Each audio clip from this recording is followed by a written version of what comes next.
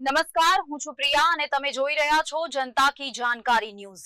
નજર કરીએ આજના સમાચાર। વેરાવળના નેશનલ હાઈવેના સર્વિસ રોડ પર ગટરના ગંદા પાણી ભરાવાની સમસ્યા હજુ યથાવત। કોટડા સાંગાણી તાલુકાના વેરાવળ ગામનો સર્વિસ રોડ પર આવેલ શિવ હોટલ નજીક ગટરના ગંદા પાણી રોડ પર રેલાતા નરકાકાર જેવી સ્થિતિ ઊભી થઈ છે। આ પરિસ્થિતિ નવો સર્વિસ રોડ બનતા જે સેથેની સ્થિતિનું નિર્માણ થયું છે। અનેક વખત બંને શહેર ગ્રામ પંચાયત દ્વારા રજૂઆત પણ કરેલ હોય પણ નિવારણ આવેલ નથી।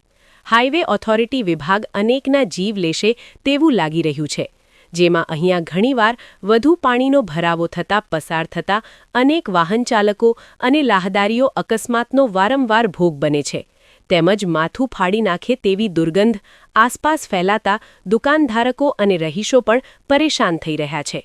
વાહન ચાલકો અને ગ્રામજનોને પાણીમાંથી પસાર થવા મજબૂર બનવું પડે છે। દરરોજ પાણી ભરાઈ રહેવાથી મચ્છરોનો ઉપદ્રવ વધી જવા પામ્યો છે અને રોગચાળો ફેલાવાની દહેશત ઊભી થઈ છે, જેથી આ સમસ્યાનો યોગ્ય નિકાલ કરવામાં આવે તેવી લોકોની તીવ્ર માંગ ઉઠી છે। રિપોર્ટર પંકજ ટિલાવત, શાપર, વેરાવળ।